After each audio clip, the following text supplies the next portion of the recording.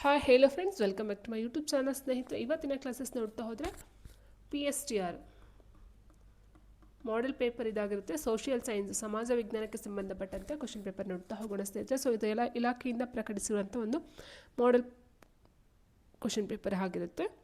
Okay, so 71ನೇ question ನೋಡ್ತಾ ಹೋದರೆ ಇಲ್ಲಿ, ಸೊ 71ಕ್ಕಿಂತ ಮೊದಲು ಏನು 70 ಕ್ವಶನ್ ಇತ್ತು, ಸೊ ಅದು ಗಣಿತ ಮತ್ತು ಸೈನ್ಸ್ಗೆ ಸಂಬಂಧಪಟ್ಟಂತೆ ಕ್ವಶನ್ಸ್ಗಳನ್ನ ಕೊಟ್ಟಿದ್ದರು. 33 ಮ್ಯಾಥ್ಸ್ ಇತ್ತು ಆ್ಯಂಡ್ 37 ಸೈನ್ಸ್ ಕ್ವಶನ್ನ ಕೊಟ್ಟಿದ್ದಾರೆ. ಸೊ ಉಳಿದಂತೆ 30 ಕ್ವಶನ್ನು ಈ ಒಂದು ಸೋಷಿಯಲ್ ಸೈನ್ಸ್ಗೆ ಸಂಬಂಧಪಟ್ಟಂತೆ ಕ್ವಶನ್ಸ್ಗಳು ಇರುತ್ತಾ ಹೋಗುತ್ತೆ ಸ್ನೇಹಿತರೆ. ಓಕೆ, ಸೊ ಫಸ್ಟ್ ಕ್ವಶನ್ ನೋಡ್ತಾ ಹೋದರೆ, ಬುದ್ಧನ ವಿಗ್ರಹವಿದ್ದ ಬಾಮಿಯಾನ್ ಎಂಬ ಸ್ಥಳ ಇರುವ ದೇಶ ಯಾವುದು ಅಂತ ಕೇಳಿದರೆ, ನೋಡಿ, ಬುದ್ಧನ ವಿಗ್ರಹವಿದ್ದ ಬಾಮಿಯಾನ್ ಎಂಬ ಸ್ಥಳ ಇರುವ ದೇಶ ಯಾವುದು. ಸೊ ಈ ಒಂದು ಕ್ವಶನ್ ನಿಮ್ಗೆ ಎಲ್ಲಿ ಸಿಗುತ್ತೆ ಅಂತಂದರೆ, ಈ ಒಂದು ಹಿಸ್ಟ್ರಿ ಬುಕ್ ಏನಿದೆ ಸ್ನೇಹಿತರೆ, 6ನೇ ಕ್ಲಾಸು ಇಲ್ಲ 7ನೇ ಕ್ಲಾಸು, ಆ ಒಂದು ಫಸ್ಟ್ ಚಾಪ್ಟರ್ 2ನೇ ಚಾಪ್ಟರ್ ಇದೆ, ಫಸ್ಟ್ ಇದರಲ್ಲಿದೆ, 6ರಿಂದ ಅಥವಾ 7ನೇ ಕ್ಲಾಸ್ ಹಿಸ್ಟ್ರಿ ಬುಕ್ಕಲ್ಲಿದೆ. ಓಕೆ, ಸೊ ಬುದ್ಧನ ವಿಗ್ರಹವಿದ್ದ ಬಾಮಿಯನ್ ಎಂಬ ಸ್ಥಳ ಇರುವ ದೇಶ ಕಾಂಬೋಡಿಯಾ, ವಿಯೆಟ್ನಾಂ, ಲಾವೋಸ್ ಮತ್ತು ಆಫ್ಘಾನಿಸ್ತಾನ ಅಂತ ಕೊಟ್ಟಿದ್ದಾರೆ. ಸೊ ಇಲ್ಲಿ ಸರಿಯಾದ ಉತ್ತರ ನೋಡ್ತಾ ಹೋದರೆ ಸ್ನೇಹಿತರೆ, ಬುದ್ಧನ ವಿಗ್ರಹವಿರ್ತಕ್ಕಂಥ ಬಾಮಿಯನ್ ಅಂತಕ್ಕಂಥ ಒಂದು ಸ್ಥಳ ಆಫ್ಘಾನಿಸ್ತಾನದಲ್ಲಿ ಕಂಡುಬರ್ತಕ್ಕಂಥದ್ದಾಗಿರುತ್ತೆ. ಆದರೆ ಇದನ್ನು 2001ರಲ್ಲಿ ಏನಾಗುತ್ತೆ ಅಂದರೆ, ಈ ಒಂದು ಬುದ್ಧನ ವಿಗ್ರಹಗಳೇನಿತ್ತು ಸೊ ಅದನ್ನೆಲ್ಲ ಧ್ವಂಸವನ್ನು ಮಾಡ್ತಕ್ಕಂಥದ್ದು ಸಹ ಆಗುತ್ತೆ ಸ್ನೇಹಿತರೆ. ಆದರೆ ಅದು ಈ ಒಂದು ಬಾಮಿಯನ್ ಅಂತಕ್ಕಂಥದ್ದು ಆಫ್ಘಾನಿಸ್ತಾನದಲ್ಲಿ ಕಂಡುಬರ್ತಕ್ಕಂಥದ್ದು. ಮೇಯ್ನಾಗಿ ಅಲ್ಲಿ ಬುದ್ಧನ ವಿಗ್ರಹಗಳನ್ನು ನೋಡ್ತಕ್ಕಂಥದ್ದು ಆಗಿರುತ್ತೆ. ಟಿಪ್ಪು ಸುಲ್ತಾನ್ ಮರಣ ಹೊಂದಿದ ವರ್ಷ ಯಾವುದು ಅಂತ ಕೇಳಿದರೆ, ಟಿಪ್ಪು ಸುಲ್ತಾನ್ ಮರಣ ಹೊಂದಿದ ವರ್ಷ ಯಾವುದು? 1799, 1789, 1798, 1788. ನೋಡಿ ಸ್ನೇಹಿತರೆ, ಟಿಪ್ಪು ಸುಲ್ತಾನ್ ಏನು ಮಾಡ್ತಕ್ಕಂಥದ್ದಾಗುತ್ತೆ ಅಂದರೆ 1799 ಮೇ 4 ಅಂತ ಹೇಳ್ತೀವಿ. 1799 ಮೇ 4. ಓಕೆ, ಸೊ ಆವತ್ತಿನ ದಿನ ಏನಾಗುತ್ತೆ ಅಂದರೆ, 4ನೇ ಆಂಗ್ಲೋ ಮೈಸೂರು ಯುದ್ಧ ಏನು ನಡೀತು ಆ ಒಂದು ಸಮಯದಲ್ಲಿ ಶ್ರೀರಂಗಪಟ್ಟಣದಲ್ಲಿ ಬ್ರಿಟಿಷರ ವಿರುದ್ಧ ಹೋರಾಡಬೇಕಾದ್ರೆ ಈ ಒಂದು ಟಿಪ್ಪು ಸುಲ್ತಾನ್ ಮರಣವನ್ನು ಹೊಂದತಕ್ಕಂಥದ್ದು ಆಗಿರುತ್ತೆ. ಸೊ 4ನೇ ಆಂಗ್ಲೋ ಮೈಸೂರು ಯುದ್ಧದಲ್ಲಿ 1799 ಮೇ 4ರಂದು ಆಗಿರುತ್ತೆ ಸ್ನೇಹಿತರೆ. ಆಪ್ಷನ್ 1 ಆಗಿರುತ್ತೆ. ನೆಕ್ಸ್ಟು, ಮಹಾವೀರನು ಜೈನ ಧರ್ಮದ 22ನೇ ತೀರ್ಥಂಕನ ಅಥವಾ 23, 24, 21ನೇ ತೀರ್ಥಂಕ ಅಂತ ಕೊಟ್ಟಿದ್ದಾರೆ ಸ್ನೇಹಿತರೆ. ಇಲ್ಲಿ ನೋಡ್ತಾ ಹೋದರೆ ಮಹಾವೀರನು ಜೈನ ಧರ್ಮದ ಎಷ್ಟನೇ ತೀರ್ಥಂಕರಾಗಿರ್ತಾರೆ ಅಂತ ಹೇಳಿದರೆ, ಇವರು 24ನೇ ತೀರ್ಥಂಕರಾಗಿರ್ತಕ್ಕಂಥದ್ದಾಗಿರುತ್ತೆ. ಆಪ್ಷನ್ 3 24ನೇ ತೀರ್ಥಂಕರು ಆಗಿರ್ತಾರೆ. ಸೊ ಜೈನ ಧರ್ಮದ 24ನೇ ಹಾಗೂ ಕೊನೆಯ ತೀರ್ಥಂಕರು ಸಹ ಇವರೇ ಆಗಿರ್ತಕ್ಕಂಥದ್ದಾಗಿರುತ್ತೆ. ಇನ್ನು 23ನೇ ತೀರ್ಥಂಕರು ಯಾರಂತ ಹೇಳಿದರೆ ಪಾರ್ಶ್ವನಾಥ ಬರ್ತಾರೆ. 23ನೇವರು ಪಾರ್ಶ್ವನಾಥ ಅಂತಕ್ಕಂಥದ್ದು ಬರ್ತಾರೆ. ಫಸ್ಟ್ ಮೊದಲನೇ ತೀರ್ಥಂಕರ ಯಾರಂತ ಹೇಳಿದರೆ ವೃಷಭನಾಥ ಅಥವಾ ಆದಿನಾಥ ಅಂತ ಹೇಳ್ತೀವಿ, ವೃಷಭನಾಥ. ಓಕೆ, ಸೊ ಹೀಗಿರ್ಬೇಕಾದ ಸ್ನೇಹಿತರೆ ಆನ್ಸರ್ ಇಲ್ಲಿ ಆಪ್ಷನ್ 3 24ನೇ ತೀರ್ಥಂಕ ಮಹಾವೀರನು ಅವರೇ ಕೊನೆಯ ತೀರ್ಥಂಕರು ಸಹ ಆಗಿರ್ತಾರೆ. ನೆಕ್ಸ್ಟ್ ಕ್ವಶನ್, ಕದಂಬರ ರಾಜಧಾನಿ ಯಾವುದು ಅಂತ ಕೇಳಿದರೆ ಬಾದಾಮಿ, ಬನವಾಸಿ, ತಲಕಾಡು, ಕೆಳದಿ. ಕದಂಬರ ರಾಜಧಾನಿ ಯಾವುದು? ನೋಡಿ ಸ್ನೇಹಿತರೆ, ಕರ್ನಾಟಕವನ್ನು ಆಳಿದ ಮೊದಲ ದೇಶೀಯ ರಾಜವಂಶ ಅಂತ ಹೇಳಿದರೆ ಇದು ಕದಂಬರೇ ಆಗಿರ್ತಾರೆ. ಕರ್ನಾಟಕವನ್ನು ಆಳಿದ ಮೊದಲ ದೇಶೀಯ ಸಂಸ್ಥಾನ ಅಥವಾ ರಾಜವಂಶ ಯಾವುದು ಅಂತ ಹೇಳಿದರೆ ಅದು ಕದಂಬರರು. ಸೊ ಇದರ ಸ್ಥಾಪಕ ಯಾರಂತ ಹೇಳಿದರೆ ಮಯೂರ ವರ್ಮ ಆಗಿರ್ತಕ್ಕಂಥದ್ದಾಗಿರುತ್ತೆ. ಸೊ ಇವರ ಪ್ರಮುಖ ರಾಜಧಾನಿ ಯಾವುದು ಅಂತ ಹೇಳಿದ್ರೆ ಸ್ನೇಹಿತರೆ ಬನವಾಸಿ. ಆಪ್ಷನ್ 2 ಬನವಾಸಿ ಆಗಿರುತ್ತೆ. ಇದರ ಜೊತೆಗೆ ಇವರು ಬಾದಾಮಿ, ತಲಕಾಡು, ಆಯಿತಾ, ಕೆಳದಿ ನೋಡ್ತಾ ಹೋದರೆ ಇಲ್ಲಿ ಬಾದಾಮಿ ಅಂತಕ್ಕಂಥದ್ದು ಬಾದಾಮಿ ಚಾಲುಕ್ಯರು ನೋಡ್ತಾ ಹೋಗ್ತೀವಿ ಸ್ನೇಹಿತರೆ. ಹೌದಾ, ಬಾದಾಮಿ ಚಾಲುಕ್ಯರು ಅಂತಲೇ ಹೇಳ್ತಾ ಹೋಗ್ತೀವಿ. ಬಾದಾಮಿ ಚಾಲುಕ್ಯರ ಒಂದು ರಾಜಧಾನಿ ಆಗ್ತಾ ಹೋಗುತ್ತೆ. ಇನ್ನು ತಲಕಾಡು ಅಂತ ಹೇಳಿದಾಗ ತಲಕಾಡಿನ ಗಂಗರು ಅಂತ ಹೇಳ್ತೀವಿ. ಸೊ ಗಂಗರ ಒಂದು ರಾಜಧಾನಿ ತಲಕಾಡು ಆಗಿರುತ್ತೆ. ಆ್ಯಂಡ್ ನೆಕ್ಸ್ಟು ಕೆಳದಿ ಯಾವುದಕ್ಕೆ ಬರುತ್ತೆ ಅಂತ ಹೇಳಿದ್ರೆ ಕೆಳದಿ ನಾಯಕರ ರಾಜಧಾನಿ ಅಂತ ಹೇಳ್ತೀವಿ. ಕೆಳದಿ ನಾಯಕರು. ಓಕೆ, ಸೊ ಅವರ ಒಂದು ರಾಜಧಾನಿ ಕೆಳದಿ ಆಗಿರುತ್ತೆ. ಕದಂಬರ ರಾಜಧಾನಿಲಿ ಬನವಾಸಿ ಆಗಿರುತ್ತೆ. ನೆಕ್ಸ್ಟು, ಪಿಂಕ್ ಸಿಟಿ ಎಂದು ಹೆಸರಾಗಿರುವ ನಗರ ಯಾವುದು? ಪಿಂಕ್ ಸಿಟಿ ಎಂದು ಹೆಸರಾಗಿರುವ ನಗರ ಗ್ವಾಲಿಯರ್, ಭೂಪಾಲ್, ಜೈಪುರ್, ಜೋಧ್ಪುರ್ ಕೊಟ್ಟಿದ್ದಾರೆ ಸ್ನೇಹಿತರೆ. ಇಲ್ಲಿ ಸರಿಯಾದ ಉತ್ತರ ಯಾವ್ದು ನೋಡ್ತಾ ಹೋದರೆ ಜೈಪುರವನ್ನು ಒಂದು ಪಿಂಕ್ ಸಿಟಿ ಅಂತ, ಗುಲಾಬಿ ನಗರ ಅಂತ ಏನು ಹೇಳ್ತೀವೋ ಪಿಂಕ್ ಸಿಟಿ ಅಥವಾ ಗುಲಾಬಿಗಳ ನಗರ ಅಂತ ಹೇಳ್ತಾ ಹೋಗ್ತೀವಿ. ಸೊ ಆನ್ಸರ್ ಇಲ್ಲಿ ಆಪ್ಷನ್ 3 ಜೈಪುರ್, ರಾಜಸ್ಥಾನದ ಜೈಪುರ್ ಅಂತ ಹೇಳ್ತಾ ಹೋಗ್ತೀವಿ. ರಾಜಸ್ಥಾನದಲ್ಲಿ ಕಂಡು ಬರ್ತಕ್ಕಂಥದ್ದು ಸೊ ರಾಜಸ್ಥಾನದ ಒಂದು ರಾಜಧಾನಿಯಾಗಿರ್ತಕ್ಕಂಥ ಈ ಒಂದು ಪಿಂಕ್ ಸಿಟಿ ಅಥವಾ ಗುಲಾಬಿ ನಗರಿ ಅಂತಕ್ಕಂಥದ್ದು ಜೈಪುರ ಆಗಿರ್ತಕ್ಕಂಥದ್ದಾಗಿರುತ್ತೆ. ಸೊ ಮೇಯ್ನಾಗಿ ಇಲ್ಲಿ ನೋಡ್ತಾ ಹೋದರೆ ಸ್ನೇಹಿತರೆ, ಈ ಒಂದು ಜೋಧ್ಪುರ ಏನಿದೆಯೋ, ಜೋಧ್ಪುರ ಇದೆಯಲ್ವಾ, ಸೊ ಈ ಒಂದು ಜೋಧ್ಪುರನ ಬ್ಲೂ ಸಿಟಿ ಅಂತ ಕರಿತೀವಿ ನಾವು. ಬ್ಲೂ ಸಿಟಿ ಅಂದರೆ ನೀಲಿ ನಗರಿ ಅಂತಕ್ಕಂಥದ್ದಾಗಿರುತ್ತೆ. ಸೊ ಇಷ್ಟು ಬಂದು ಇದಕ್ಕೆ ಸಂಬಂಧಪಟ್ಟಂತೆ ಆಗಿರುತ್ತೆ ಸ್ನೇಹಿತರೆ. ಆ್ಯಂಡ್ ನೆಕ್ಸ್ಟ್ ನೋಡ್ತಾ ಹೋದರೆ,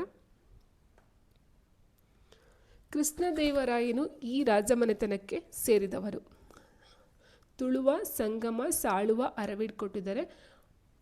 ಇಲ್ಲಿ ನೋಡ್ತಾ ಹೋದರೆ ಸ್ನೇಹಿತರೆ, ಮೇಯ್ನಾಗಿ ವಿಜಯನಗರ ಸಾಮ್ರಾಜ್ಯವನ್ನು ನಾವು 4 ಮನೆತನಗಳಾಗಿ ನೋಡ್ತಾ ಹೋಗ್ತೀವಿ. ಫಸ್ಟ್ ಬರ್ತಕ್ಕಂಥದ್ದು ಸಂಗಮ, ಮೊದಲನೇದು ಸಂಗಮ, ಅದಾದ ನಂತರ ಬರ್ತಕ್ಕಂಥದ್ದು ಸಾಳುವ ಅಥವಾ ಸಾಳ್ವ, ಅದಾದ ನಂತರ ತುಳುವ, ಅದು ಲಾಸ್ಟ್ ಫೈನಲ್ ಆಗಿ 4th ಒನ್ ಬಂದು ಅರವೀಡ್ ಅಂತಕ್ಕಂಥದ್ದು ಆಗಿರುತ್ತೆ ಸ್ನೇಹಿತರೆ. ಸೊ ಹಾಗಾಗಿರ್ಬೇಕಾದ್ರೆ ಇಲ್ಲಿ ಕೇಳಿರ್ತಕ್ಕಂಥದ್ದು ಕೃಷ್ಣದೇವರಾಯನು ಈ ರಾಜಮನೆತನಕ್ಕೆ ಸೇರಿದವನು ಅಂತ ಹೇಳಿದರೆ ಈ ಒಂದು ತುಳುವ ಅಂತಕ್ಕಂಥದ್ದು ಇದು. ಸೊ ಈ ಒಂದು ರಾಜಮನೆತನಕ್ಕೆ ಸೇರ್ತಕ್ಕಂಥದ್ದು ಆಗಿರುತ್ತೆ ಸ್ನೇಹಿತರೆ. Okay, answer option 1. And next, ಕೆಳಕಂಡವರಲ್ಲಿ ಭಾರತಕ್ಕೆ ವ್ಯಾಪಾರಕ್ಕಾಗಿ ಆಗಮಿಸಿದ ಮೊದಲ ಯುರೋಪಿಯನ್ನರು ಯಾರು? ಡಚ್ಚರು, ಬ್ರಿಟಿಷರು, ಫ್ರೆಂಚರು, ಪೋರ್ಚುಗೀಸರು ಅಂತ ಕೊಟ್ಟಿದ್ದಾರೆ. ಸೊ ಮೊಟ್ಟ ಮೊದಲ ಬಾರಿಗೆ ಭಾರತಕ್ಕೆ ಈ ಒಂದು ಜಲಮಾರ್ಗವನ್ನು ಕಂಡುಹಿಡಿಯೋದ್ರ ಮೂಲಕ ಎಂಟ್ರಿಯನ್ನು ಕೊಟ್ಟಂತಕ್ಕಂಥವ್ರು ಯಾರಂತ ಹೇಳಿದರೆ ಸ್ನೇಹಿತರೆ, 1498ರಲ್ಲಿ ಈ ಒಂದು ವಾಸ್ಕೋ ಡಿ ಗಾಮ ಅಂತಕ್ಕಂಥದ್ದು ಏನು ಭಾರತಕ್ಕೆ ಬಂದು ಕಾಲಿಕಟ್ಗೆ ಬಂದು ಈ ಒಂದು ಸಮುದ್ರ ಮಾರ್ಗವನ್ನು ಕಂಡುಹಿಡಿತಾನೋ, ಸೊ ಅವನ ಮೊಟ್ಟ ಮೊದಲ ಒಬ್ಬ ಪೋರ್ಚುಗೀಸ್ ಆಗಿರ್ತಕ್ಕಂಥದ್ದು ಆಗಿರುತ್ತೆ. ಸೊ ಮೊಟ್ಟ ಮೊದಲ ಬಾರಿಗೆ ಭಾರತಕ್ಕೆ ಬಂದಂಥವರು ಪೋರ್ಚುಗೀಸರಾಗಿರ್ತಾರೆ, ಆಪ್ಷನ್ 4. ಸೊ ಅದಾದ ನಂತರ ಬರ್ತಾ ಹೋಗೋರು ಯಾರು ಅಂತ ಹೇಳಿದ್ರೆ ಡಚ್ಚರ್ ಬರ್ತಾರೆ, ಅದಾದ ನಂತರ ಬ್ರಿಟಿಷರು, ಲಾಸ್ಟಲ್ಲಿ ಫ್ರೆಂಚರ್ ಬರ್ತಕ್ಕಂಥದ್ದು. ಬಟ್ ಇಲ್ಲಿ ಇನ್ನೊಂದು ಪಾಯಿಂಟ್ ಏನಂತ ಹೇಳಿದರೆ, ಭಾರತಕ್ಕೆ ಮೊದಲು ಬಂದರು ಪೋರ್ಚುಗೀಸರೇ, ಕೊನೆಯದಾಗಿ ಹೋದರೂ ಸಹ ಪೋರ್ಚುಗೀಸರೇ ಆಗಿರ್ತಾರೆ. ನೆಕ್ಸ್ಟ್, ಲೋಕನಾಯಕ ಎಂದೇ ಹೆಸರಾಗಿದ್ದವರು ಯಾರು? ಆಚಾರ್ಯ ನರೇಂದ್ರ ದೇವ್, ಪಂಡಿತ್ ಜವಾಹರ್ಲಾಲ್ ನೆಹರು, ಜಯಪ್ರಕಾಶ್ ನಾರಾಯಣ್, ರಾಮ್ ಮನೋಹರ್ ಲೋಹಿಯಾ. ಲೋಕನಾಯಕ ಎಂದೇ ಹೆಸರನ್ನು ಪಡ್ಕೊಂಡಿರ್ತಕ್ಕಂಥವ್ರು ಯಾರಂತ ನೋಡ್ತಾ ಹೋದ ಸ್ನೇಹಿತರೆ, ಇಲ್ಲಿ ಆಪ್ಷನ್ 3 ಜಯಪ್ರಕಾಶ್ ನಾರಾಯಣ್ ಅಂತಕ್ಕಂಥವ್ರು ಆಗಿರ್ತಾರೆ. ನೋಡಿ, ಭಾರತದ ಪ್ರಸಿದ್ಧ ಸ್ವಾತಂತ್ರ್ಯ ಹೋರಾಟಗಾರ ಮತ್ತು ರಾಜಕೀಯ ನಾಯಕರಾದಂತಹ ಇವರು ಜನಪ್ರಿಯವಾಗಿ ಲೋಕನಾಯಕ ಅಂತಕ್ಕಂಥ ಒಂದು ಹೆಸರನ್ನು ಪಡ್ಕೊಳ್ತಾ ಹೋಗ್ತಾರೆ. ಇನ್ನು ಉಳಿದಂತೆ ನೋಡ್ತಾ ಹೋದರೆ ಪಂಡಿತ್ ಜವಾಹರ್ಲಾಲ್ ನೆಹರೂನ ಚಾಚಾ ಅಥವಾ ಪಂಡಿತ್ ಅಂತ ಕರಿತಾ ಹೋಗ್ತೀವಿ, ಮೇಯ್ನಾಗಿ ಚಾಚಾ. ಓಕೆ, ಸೊ ಅಷ್ಟು ನೋಡ್ತಾ ಹೋಗಿ. ಇಲ್ಲಿ ಆನ್ಸರ್ ಆಪ್ಷನ್ 3 ಲೋಕನಾಯಕ್ ಬಂದು ಜಯಪ್ರಕಾಶ್ ನಾರಾಯಣ್.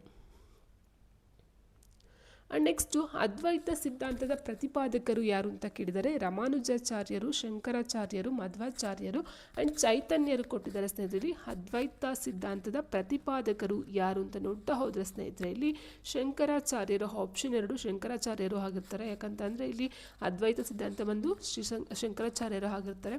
ಇನ್ನು ರಾಮಾನುಜಾಚಾರ್ಯರು ಬಂದು ವಿಶಿಷ್ಟಾದ್ವೈತ ಆಗಿರುತ್ತೆ, ವಿಶಿಷ್ಟಾದ್ವೈತ. ಆ್ಯಂಡ್ ನೆಕ್ಸ್ಟ್ ಬಂದು ಮಧ್ವಾಚಾರ್ಯರು ಬಂದು ದ್ವೈತ ಸಿದ್ಧಾಂತ.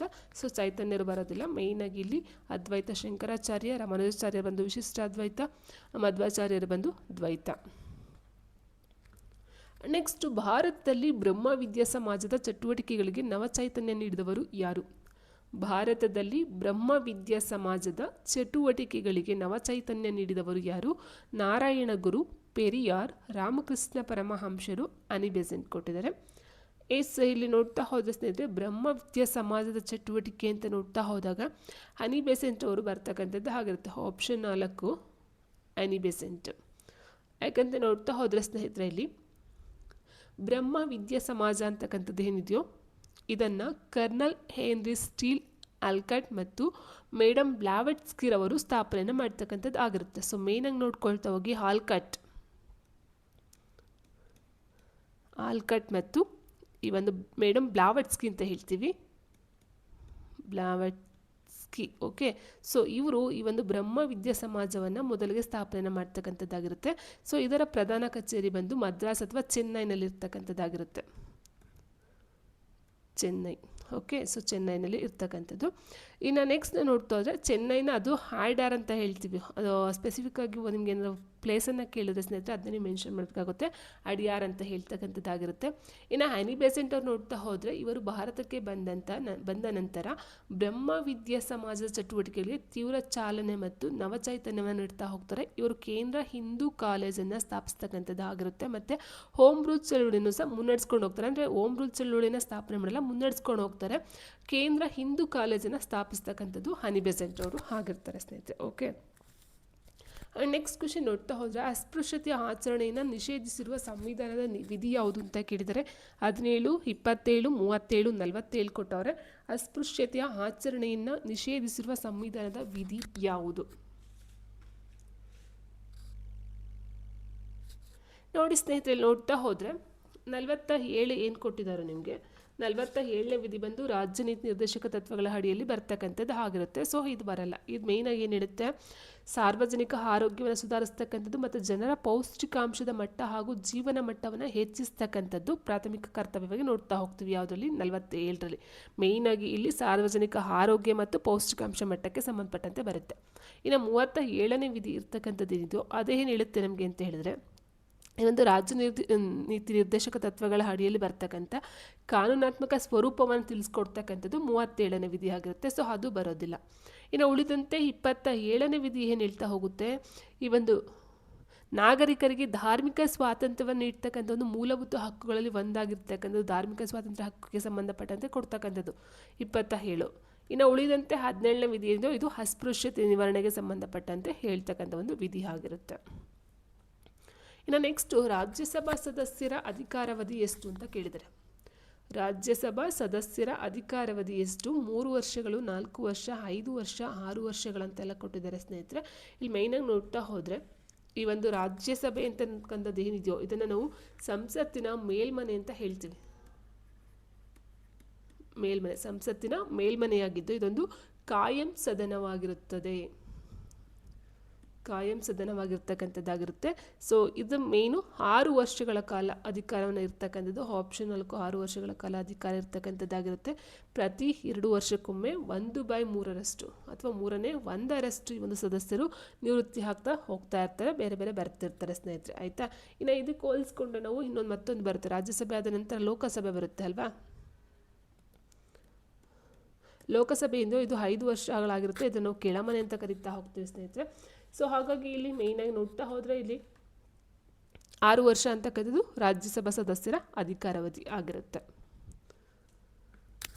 ನೆಕ್ಸ್ಟ್ ಭಾರತದಲ್ಲಿ ತುರ್ತು ಪರಿಸ್ಥಿತಿಗಳನ್ನು ಘೋಷಿಸುವ ಅಧಿಕಾರ ಇವರಿಗಿದೆ ಅಂತ ಕೊಟ್ಟಿದ್ದಾರೆ. ಮೇಯ್ನಾಗಿ ಭಾರತದಲ್ಲಿ ಈ ಒಂದು ತುರ್ತು ಪರಿಸ್ಥಿತಿಗಳನ್ನು ಘೋಷಣೆ ಮಾಡ್ತಕ್ಕಂಥ ಅಧಿಕಾರ ಪ್ರಧಾನಮಂತ್ರಿ, ಉಪರಾಷ್ಟ್ರಪತಿ, ರಾಷ್ಟ್ರಪತಿ, ಕೇಂದ್ರ ಗೃಹ ಸಚಿವರಂತ ಕೊಟ್ಟಿದ್ದಾರೆ. ತುರ್ತು ಪರಿಸ್ಥಿತಿಗಳನ್ನು ಘೋಷಣೆ ಮಾಡ್ತಕ್ಕಂಥ ಅಧಿಕಾರ ರಾಷ್ಟ್ರಪತಿಯವ್ರಿಗೆ ಮಾತ್ರ ಇರ್ತಕ್ಕಂಥದ್ದು ಆಗಿರುತ್ತೆ ಸ್ನೇಹಿತರೆ. ಆಸ್ ಪರ್ ನೋಡ್ತಾ ಹೋದರೆ ಕೆಲವೊಂದಷ್ಟು ಇದು ಸಹ ಹೇಳ್ತಾ ಹೋಗ್ತವೆ. ಯಾವುದು ವಿಧಿಗಳ ಪ್ರಕಾರ ನೋಡ್ತಾ ಹೋದರೆ ಸ್ನೇಹಿತರೆ 3 ರೀತಿಲಿ ರಾಷ್ಟ್ರೀಯ ತುರ್ತು ಪರಿಸ್ಥಿತಿಗಳನ್ನು ಘೋಷಣೆ ಮಾಡ್ತಕ್ಕಂಥದ್ದು 352ನೇ ವಿಧಿ ಹೇಳ್ತಾ ಹೋಗುತ್ತೆ ರಾಷ್ಟ್ರೀಯಕ್ಕೆ ಸಂಬಂಧಪಟ್ಟಂತೆ. ಇನ್ನು ರಾಜ್ಯಕ್ಕೆ ಸಂಬಂಧಪಟ್ಟಂತೆ 356ನೇ ವಿಧಿ ಹೇಳುತ್ತೆ, ಇದು ರಾಜ್ಯ ತುರ್ತು ಪರಿಸ್ಥಿತಿಗೆ ಸಂಬಂಧಪಟ್ಟಂತೆ. ಸೊ ಹೀಗಿರ್ಬೇಕಾದ್ರೆ ಒಟ್ಟು 3 ರೀತಿಯಲ್ಲಿ ನೋಡ್ತಾ ಹೋಗ್ತೀವಿ ಸ್ನೇಹಿತರೆ. ಯಾವುದಾವುದು ಅಂತ ಹೇಳಿದ್ರೆ ಈ ಒಂದು ರಾಷ್ಟ್ರೀಯ ತುರ್ತು ಪರಿಸ್ಥಿತಿ, ರಾಜ್ಯ ತುರ್ತು ಪರಿಸ್ಥಿತಿ, ಮತ್ತೊಂದು ಹಣಕಾಸು ತುರ್ತು ಪರಿಸ್ಥಿತಿ, 3ನ ಘೋಷಣೆ ಮಾಡ್ತಕ್ಕಂಥ ಅಧಿಕಾರ ರಾಷ್ಟ್ರಪತಿಯವರಿಗೆ ಇರುತ್ತೆ. ಬಟ್ ಒಂದೇನಂತ ಹೇಳಿದ್ರೆ ಸ್ನೇಹಿತರೆ, ಆಟೋಮೆಟಿಕ್ಕಾಗಿ ಏಕಾಏಕಿ ಅವ್ರು ತೊಗೊಳ್ತಕ್ಕಂಥ ಒಂದು ಅಧಿಕಾರ ಇರಲ್ಲ. ಸೊ ಎಲ್ಲರ ಒಂದು ಸಮ್ಮುಖದಲ್ಲಿ ಅವ್ರು ತೊಗೊಳ್ಬೇಕಾಗುತ್ತೆ. ಬಟ್ ಮೇಯ್ನ್ ಇದು ಅವರಲ್ಲಿ ಇರುತ್ತೆ ಸ್ನೇಹಿತರೆ. ನೆಕ್ಸ್ಟು ವಿಶ್ವಸಂಸ್ಥೆ ಸ್ಥಾಪನೆಯಾದ ವರ್ಷ ಯಾವುದು? 1944, 45, 46, 47 ಅಂತ ಕೊಟ್ಟಿದ್ದಾರೆ. ವಿಶ್ವಸಂಸ್ಥೆಯು ಸ್ಥಾಪನೆಯಾದಂತಹ ವರ್ಷ ಯಾವುದು?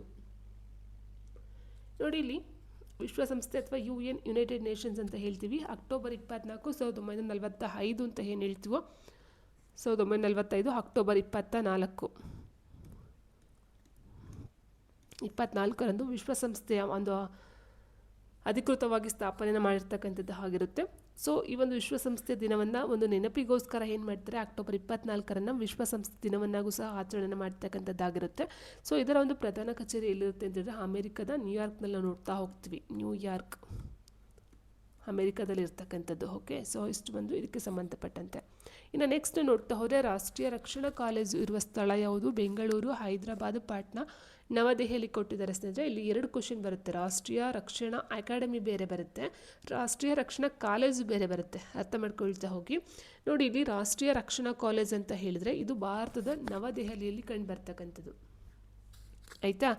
ಸೊ ಏನಕ್ಕೋಸ್ಕರ ಇದು ರಕ್ಷಣಾ ಹಾಗೂ ನಾಗರಿಕರ ಸೇವೆಗಳ ಹಿರಿಯ ಅಧಿಕಾರಿಗಳಿಗೆ ರಾಷ್ಟ್ರೀಯ ಭದ್ರತೆ ಮತ್ತು ಕಾರ್ಯತಂತ್ರಗಳ ಬಗ್ಗೆ ತರಬೇತಿಯನ್ನು ನೀಡ್ತಕ್ಕಂಥ ಒಂದು ಉನ್ನತ ಸಂಸ್ಥೆಯಾಗಿ ವರ್ಕನ್ನು ಮಾಡ್ತಕ್ಕಂಥದ್ದು ಆಗಿದೆ ಕಾಲೇಜು. ಇನ್ನು ಉಳಿದಂತೆ ನಾವು ನೋಡ್ತಾ ಹೋದರೆ ಸ್ನೇಹಿತರೆ, ರಾಷ್ಟ್ರೀಯ ರಕ್ಷಣಾ ಅಕಾಡೆಮಿ ಅಂತ ಬರುತ್ತೆ. ರಾಷ್ಟ್ರೀಯ ರಕ್ಷಣಾ ಕಾಲೇಜು ನವದೆಹಲಿ, ರಾಷ್ಟ್ರೀಯ ರಕ್ಷಣಾ ಅಕಾಡೆಮಿ ಅಂತಕ್ಕಂಥದ್ದು ಏನಿದೆಯೋ ಇದು ಪುಣೆಯ ಖಡಕ್ವಾಸ್ಲದಲ್ಲಿ ಕಂಡು ಬರ್ತಕ್ಕಂಥದ್ದು. ಪುಣೆಯ Khadakwasla. Okay, so very important. ಅಲ್ಲಿ ಕಂಡು ಬರ್ತಕ್ಕಂಥದ್ದು ರಾಷ್ಟ್ರೀಯ ರಕ್ಷಣಾ ಅಕಾಡೆಮಿ ಅಂತಕ್ಕಂಥದ್ದು ಆಗಿರುತ್ತೆ. ಆ್ಯಂಡ್ ನೆಕ್ಸ್ಟು ಭಾರತ ಸಂವಿಧಾನದಲ್ಲಿ ನಮೂದಿಸಿರುವ ಮೂಲಭೂತ ಕರ್ತವ್ಯಗಳ ಸಂಖ್ಯೆ ಎಷ್ಟು ಅಂತ ಕೇಳಿದರೆ ಸ್ನೇಹಿತರೆ, ಸೊ ಮೊದಲೆಲ್ಲ 10 ಕರ್ತವ್ಯಗಳಿತ್ತು. ಅದಾದ ನಂತರ ಮತ್ತೊಂದು ಕರ್ತವ್ಯವನ್ನು ಸೇರಿಸೋದ್ರ ಮೂಲಕ ಅದು 11ಕ್ಕೆ ಹೆಚ್ಚಿಸ್ಕೊಳ್ತಕ್ಕಂಥದ್ದಾಗಿರುತ್ತೆ. ಒಟ್ಟು 11 ಮೂಲಭೂತ ಕರ್ತವ್ಯಗಳು ಇರ್ತಕ್ಕಂಥದ್ದಾಗಿರುತ್ತೆ. ಅದ್ಯಾವುದಂತ ಹೇಳಿದರೆ ಸ್ನೇಹಿತರೆ 1976 42ರ ತಿದ್ದುಪಡಿಯ ಅನ್ವಯ ಏನಾಗುತ್ತೆ, ಈ ಒಂದು 6ರಿಂದ 14 ವರ್ಷದ ಮಕ್ಕಳಿಗೆ ಶಿಕ್ಷಣವನ್ನು ಕೊಡ್ತಕ್ಕಂಥದ್ದು ಏನು ಬರುತ್ತೋ ಅದನ್ನು 11ನೇ ಒಂದು ಕರ್ತವ್ಯವಾಗಿ ಸೇರಿಸ್ತಕ್ಕಂಥದ್ದು ಆಗಿರುತ್ತೆ ಸ್ನೇಹಿತರೆ. ಯಾವಾಗ ಅಂತ ಹೇಳಿದರೆ 2002 86ನೇ ತಿದ್ದುಪಡಿಯಲ್ಲಿ ಸೇರಿಸ್ತಕ್ಕಂಥದ್ದು ಆಗಿರುತ್ತೆ. ಅಂದರೆ ಏನಂತ ಹೇಳಿದರೆ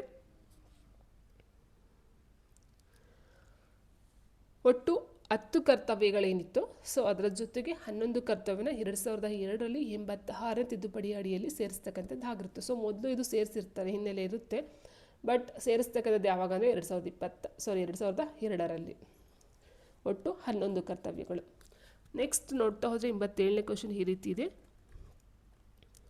ಸಮಾಜಶಾಸ್ತ್ರದ ಪಿತಾಮಹ ಯಾರು ಅಂತ ಕೇಳಿದರೆ Auguste Comte, Max Weber, Emile Durkheim, GS Ghurye. Okay, so ಸಮಾಜಶಾಸ್ತ್ರದ ಪಿತಾಮಹ ಅಂತ ಹೇಳಿದಾಗ ಇಲ್ಲಿ ಆಪ್ಷನ್ 1 ಆಗಸ್ಟ್ ಕಾಮ್ಟೆಯನ್ನು ಸಮಾಜಶಾಸ್ತ್ರದ ಪಿತಾಮಹ ಅಂತ ಕರಿತಾ ಹೋಗ್ತೀವಿ. ಆ್ಯಂಡ್ GS ಗುರ್ಯೆ ಅಂತಕ್ಕಂಥವ್ರು ಏನಿದ್ರು ಇವರು ಭಾರತೀಯ ಸಮಾಜಶಾಸ್ತ್ರದ ಸಂಸ್ಥಾಪಕರು ಅಥವಾ ಪಿತಾಮಹ ಅಂತಲೂ ಕರಿತಾ ಹೋಗ್ತೀವಿ ಸ್ನೇಹಿತರೆ. ಅಂದರೆ ಭಾರತ ಸಮಾಜಶಾಸ್ತ್ರದ ಸಂಸ್ಥಾಪಕರು GS ಗುರ್ಯೆ ಆಗಿರ್ತಾರೆ. ಟೋಟಲಾಗಿ ಸಮಾಜಶಾಸ್ತ್ರದ ಪಿತಾಮಹ ಅಂತ ಹೇಳಿದ್ರೆ ಆಗಸ್ಟ್ ಕಾಮ್ಟೆ ಆಗಿರ್ತಾರೆ. ಆ್ಯಂಡ್ ನೆಕ್ಸ್ಟ್ ಚಿಪ್ಕೋ ಚಳುವಳಿಯು ಒಂದು ಡ್ಯಾಶ್ ಅಂತ ಕೊಟ್ಟಿದ್ದಾರೆ. ಭಯೋತ್ಪಾದನಾ ವಿರೋಧಿ ಚಳುವಳಿ, ಮಹಿಳಾ ಚಳುವಳಿ, ಮದ್ಯಪಾನ ವಿರೋಧಿ ಚಳುವಳಿ, ಪರಿಸರ ಚಳುವಳಿ. ಚಿಪ್ಕೋ ಚಳುವಳಿ ಅಂತಕ್ಕಂಥದ್ದಿಂದ ಇದೊಂದು ಪರಿಸರ ಚಳುವಳಿ ಆಗಿರುತ್ತೆ. ಆಪ್ಷನ್ 4 ಪರಿಸರ ಚಳುವಳಿ ಆಗಿರ್ತಕ್ಕಂಥದ್ದು ಚಿಪ್ಕೋ ಚಳುವಳಿ. ಇದೊಂದು ಮರಗಳನ್ನು ಕಡಿಯುವುದನ್ನು ತಡೆಗೋಸ್ಕರ ಮತ್ತು ಅರಣ್ಯ ಸಂರಕ್ಷಣೆಗಾಗಿ ನಡೆದಂತಹ ಅತ್ಯಂತ ಪ್ರಸಿದ್ಧ ಪರಿಸರ ಚಳುವಳಿಯಾಗಿ ಇರ್ತಕ್ಕಂಥದ್ದು ಆಗಿರುತ್ತೆ ಸ್ನೇಹಿತರೆ. ಸೊ ಇದರ ಹಿನ್ನೆಲೆಯಲ್ಲಿ ನೋಡ್ತಾ ಹೋದರೆ ಈ ಒಂದು 1970ರಲ್ಲಿ ಉತ್ತರಾಖಂಡ ಏನಿದೆಯೋ ಸೊ ಗರ್ವಾಲ್ ಪ್ರದೇಶದಲ್ಲಿ ಈ ಒಂದು ಚಳುವಳಿ ಆರಂಭ ಆಗ್ತಕ್ಕಂಥದ್ದು ಆಗಿರುತ್ತೆ. ಸೊ ಮೇಯ್ನಾಗಿ ಇದರೊಂದು ಪ್ರಮುಖ ನಾಯಕರು ಅಂತ ಹೇಳಿದ್ರೆ ಸುಂದರ್ಲಾಲ್ ಬಹುಗುಣ್ ಮತ್ತು ಚಂಡಿ ಪ್ರಸಾದ್ ಭಟ್ರವರಾಗಿರ್ತಾರೆ. ಸುಂದರ್ಲಾಲ್ ಬಹುಗುಣ್ ಮತ್ತು ಚಂಡಿ ಪ್ರಸಾದ್ ಭಟ್.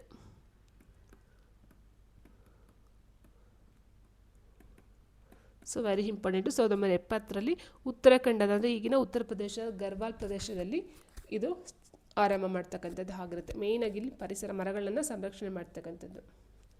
ಆ್ಯಂಡ್ ನೆಕ್ಸ್ಟ್ ಭೌಗೋಳಿಕವಾಗಿ ಪ್ರಪಂಚದ ಅತ್ಯಂತ ದೊಡ್ಡ ಭೂಖಂಡ ಯಾವುದು? ಆಫ್ರಿಕಾ, ಉತ್ತರ ಅಮೆರಿಕಾ, ಏಷ್ಯಾ, ದಕ್ಷಿಣ ಅಮೆರಿಕಾ ಅಂತ ಕೊಟ್ಟಿದ್ದಾರೆ. ಒಟ್ಟು 7 ಏನು ನೋಡ್ತಾ ಹೋದ್ವಿ ಇಲ್ಲಿ ಖಂಡಗಳಲ್ಲಿ ಅತ್ಯಂತ ದೊಡ್ಡ ಖಂಡ ಯಾವುದು ಅಂತ ಹೇಳಿದ್ರೆ ನಮ್ಗೆ ಗೊತ್ತಿರೋ ಹಾಗೆ ಏಷ್ಯಾ ಖಂಡನೇ ಆಗಿರುತ್ತೆ. ಆನ್ಸರ್ ಆಪ್ಷನ್ 3 ಏಷ್ಯಾ ಖಂಡ ಸ್ನೇಹಿತರೆ. ಸೊ ಆ್ಯಂಡ್ ನೆಕ್ಸ್ಟ್ ನಾವು ನೋಡ್ತಾ ಹೋದರೆ ಸಾಂಬಾರ್ ಸರೋವರ ಈ ದೇಶದಲ್ಲಿದೆ ಅಂತ ಕೊಟ್ಟಿದ್ದಾರೆ. ಪಾಕಿಸ್ತಾನ, ಬಾಂಗ್ಲಾದೇಶ, ಭಾರತ, ನೇಪಾಳ ಅಂತ ಕೊಟ್ಟಿದ್ದಾರೆ. ಸೊ ಸಾಂಬಾರ್ ಸರೋವರ ಅಂತಕ್ಕಂಥದ್ದು ಈ ಒಂದು ರಾಜಸ್ಥಾನದ ಜೈಪುರ್ನಲ್ಲಿ ಕಂಡು ಬರ್ತಕ್ಕಂಥದ್ದು ಆಗಿರುತ್ತೆ. ರಾಜಸ್ಥಾನದ ಜೈಪುರ, ರಾಜಸ್ಥಾನ ಜೈಪುರ ಎಲ್ಲಿ ಕಂಡು ಬರುತ್ತೆ? ಭಾರತದಲ್ಲಿ ಕಂಡು ಬರ್ತಕ್ಕಂಥದ್ದು. Answer option 3. ಸೊ ಇದೊಂದು ಭಾರತ ಅತಿ ದೊಡ್ಡ ಒಳನಾಡಿನ ಉಪ್ಪು ನೀರಿನ ಸರೋವರ ಆಗಿರುತ್ತೆ. ಸಾಂಬಾರ್ ಸರೋವರ ಅಂತಕ್ಕಂಥ ಉಪ್ಪು ನೀರಿನ ಸರೋವರ ಆಗಿದ್ದು ಇದು ರಾಜಸ್ಥಾನದ ಜೈಪುರ ಜಿಲ್ಲೆಯಲ್ಲಿ ಕಂಡು ಬರ್ತಕ್ಕಂಥ, ಅಂದರೆ ಜೈಪುರ ಜಿಲ್ಲೆ ಬಳಿ ಕಂಡು ಬರ್ತಕ್ಕಂಥದ್ದು ಆಗಿರುತ್ತೆ. ವಿಶಾಲ ಮೈಸೂರು ರಾಜ್ಯವನ್ನು ಕರ್ನಾಟಕ ರಾಜ್ಯ ಎಂದು ಮರುನಾಮಕರಣ ಮಾಡಿದ ವರ್ಷ ಯಾವುದು ಅಂತ ಕೇಳಿದ್ದಾರೆ ಇಲ್ಲಿ. ಸೊ ಆಪ್ಷನ್ 1973, 74, 75, 76 ಅಂತ ಕೊಟ್ಟಿದ್ದಾರೆ ಸ್ನೇಹಿತರೆ. 1973 ವಿಶಾಲ ಮೈಸೂರು ರಾಜ್ಯವನ್ನು ಕರ್ನಾಟಕ ರಾಜ್ಯವನ್ನಾಗಿ ಮರುನಾಮಕರಣ ಮಾಡ್ತಕ್ಕಂಥದ್ದು ಆಗಿರುತ್ತೆ. ಸೊ ಆಗಿನ ಮುಖ್ಯಮಂತ್ರಿ ಡಿ ದೇವರಾಜ್ ಅರಸ್.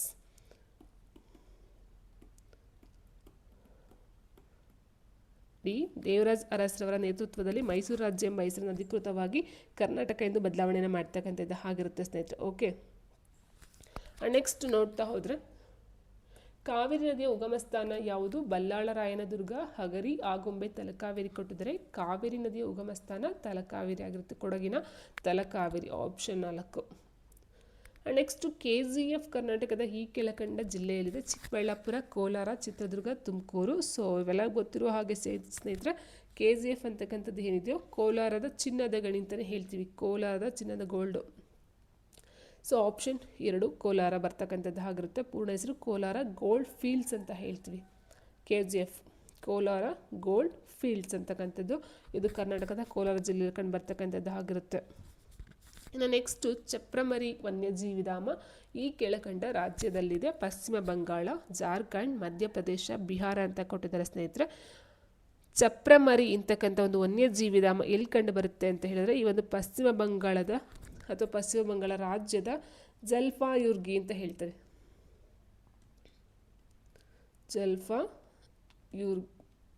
ಜಲ್ಪಾಯುಗ್ರಿ. ಓಕೆ, ಅದನ್ನ ಅರ್ಥ ಮಾಡ್ಕೊಳ್ಳಿ. ಜಲ್ಪಾಯ್ಗುರಿ ಅಂತಕ್ಕಂಥದ್ದು ಎಲ್ಲಿ ಪಶ್ಚಿಮ ಬಂಗಾಳದಲ್ಲಿ ಕಂಡು ಬರ್ತಕ್ಕಂಥದ್ದು. ಆಪ್ಷನ್ 1 ಪಶ್ಚಿಮ ಬಂಗಾಳದ ಜಲ್ಪಾಯ್ಗುರಿ ಅಂತಕ್ಕಂಥದ್ದು ಚಪ್ರಮರಿ ವನ್ಯಜೀವಿ ಅರಣ್ಯಧಾಮ ಕಂಡು ಬರ್ತಕ್ಕಂಥದ್ದಾಗಿರುತ್ತೆ. ಸೊ ಇಲ್ಲಿ ಮೇಯ್ನಾಗಿ ಏನು ಕಂಡು ಬರ್ತಕ್ಕಂಥದ್ದಂದರೆ ಬೃಹತ್ ಸಂಖ್ಯೆಯ ಕಾಡಾನೆಗಳು ಮತ್ತು ಕಾಡು ಕೋಣಗಳಿಗೆ ಪ್ರಸಿದ್ಧಿಯಾಗಿರ್ತಕ್ಕಂಥದ್ದು. ಕಾಡಾನೆ ಪ್ಲಸ್ ಕಾಡು ಕೋಣ ಮೇಯ್ನಾಗಿ ಇಲ್ಲಿ ಕಂಡು ಬರ್ತಕ್ಕಂಥದ್ದಾಗಿರುತ್ತೆ. ನೆಕ್ಸ್ಟ್ ಕಾಗೆ ಬಂಗಾರ ಎಂದು ಇದನ್ನು ಕರೆಯಲಾಗುತ್ತದೆ. ಯಾವುದನ್ನು? ಕಬ್ಬಿಣ, ಬಾಕ್ಸೈಟ್, ಚಿನ್ನ, ಅಬ್ರಕ ಅಂತ ಕೊಟ್ಟಿದ್ದಾರೆ. ಕಾಗೆ ಬಂಗಾರ ಎಂದು ಅಬ್ರಕವನ್ನು ಕರೀತಕ್ಕಂಥದ್ದು. ಆಪ್ಷನ್ 4 ಅಬ್ರಕವನ್ನು ಕರೀತಕ್ಕಂಥದ್ದು ಆಗಿರುತ್ತೆ.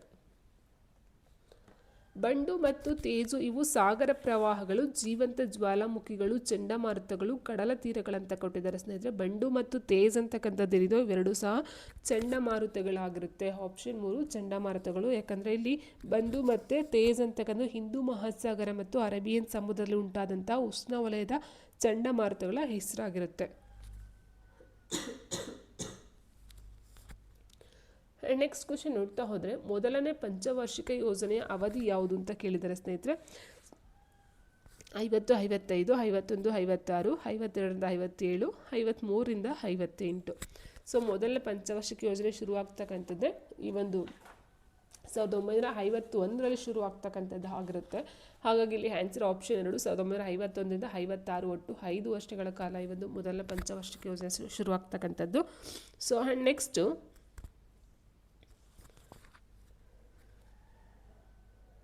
ಕರ್ನಾಟಕದ ಈ ಕೆಳಕಂಡ ಸ್ಥಳದಲ್ಲಿ ಬಂದರು ಇರುವುದಿಲ್ಲ ಅಂತ ಕೊಟ್ಟವ್ರೆ. ಕಾರವಾರ, ಶಿರ್ಸಿ, ಮಲ್ಪೆ, ಬೇಲೆಕೆರೆ ಕೊಟ್ಟಿದ್ದಾರೆ ಸ್ನೇಹಿತರೆ. ಇಲ್ಲಿ ಕೇಳಿರ್ತಕ್ಕಂಥದ್ದು ಯಾವ ಒಂದು ಸ್ಥಳದಲ್ಲಿ ಬಂದರು ಇಲ್ಲ ಅಂತ ಕೇಳಿದ್ದಾರೆ. ಸೊ ಎಲ್ಲಿ ಇಲ್ಲ ಅಂತ ನೋಡ್ತಾ ಹೋದರೆ ಸ್ನೇಹಿತರೆ ಇಲ್ಲಿ ನೋಡಿ, ಇಲ್ಲಿ ಕಾರವಾರ ಅಂತ ಹೇಳಿದಾಗ ಕಾರವಾರ ಅಂತಕ್ಕಂಥದ್ದು ಉತ್ತರ ಕನ್ನಡ ಜಿಲ್ಲೆಯಲ್ಲಿ ಕಂಡು ಬರ್ತಕ್ಕಂಥದ್ದು. ಉತ್ತರ ಕನ್ನಡ ಜಿಲ್ಲೆಯಲ್ಲಿ ಕಂಡು ಬರ್ತಕ್ಕಂಥ ಒಂದು ನೈಸರ್ಗಿಕ ಬಂದರಾಗಿರುತ್ತೆ. ನೈಸರ್ಗಿಕ ಬಂದರು ಯಾವುದು? ಕಾರವಾರ. ಇನ್ನು ಮಲ್ಪೆ ನೋಡ್ತಾ ಹೋದರೆ ಉಡುಪಿಲಿ ಕಂಡು ಬರ್ತಕ್ಕಂಥದ್ದು, ಉಡುಪಿ ಜಿಲ್ಲೆಯಲ್ಲಿ ಕಂಡು ಬರ್ತಕ್ಕಂಥದ್ದು ಮಲ್ಪೆ ಅಂತಕ್ಕಂಥದ್ದು. ಇಲ್ಲೇನಾಗುತ್ತೆ ಮೀನುಗಾರಿಕಾ ಬಂದರು ಕಂಡು ಬರುತ್ತೆ. ಸೊ ಹಾಗಾಗಿ ಇದು ಆಗೋದಿಲ್ಲ. ಇನ್ನು ನೆಕ್ಸ್ಟ್ ಬೇಲೆಕೆರೆ ಅಂದರೆ ಅದು ಸಹ ಉತ್ತರ ಕನ್ನಡ ಜಿಲ್ಲೆಯಲ್ಲಿ ಕಂಡು ಬರ್ತಕ್ಕಂಥದ್ದು ಒಂದು ವಾಣಿಜ್ಯ ಬಂದರಾಗಿರುತ್ತೆ.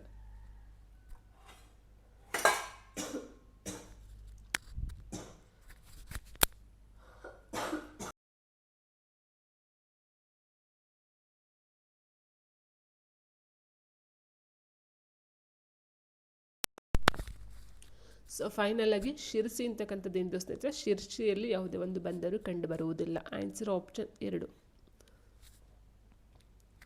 ನೆಕ್ಸ್ಟ್ ಈ ಕೆಳಕಂಡಗಳಲ್ಲಿ ಯಾವುದು ಉದ್ಯಮಿಯ ಗುಣಲಕ್ಷಣವಲ್ಲ ಅಂತ ಕೇಳಿದ್ರೆ ಸೃಜನಾತ್ಮಕತೆ, ಕ್ರಿಯಾತ್ಮಕತೆ, ವಚನಬದ್ಧತೆ, ಸವಾಲುಗಳನ್ನು ಎದುರಿಸಲು ಹಿಂಜರಿಯುವುದು.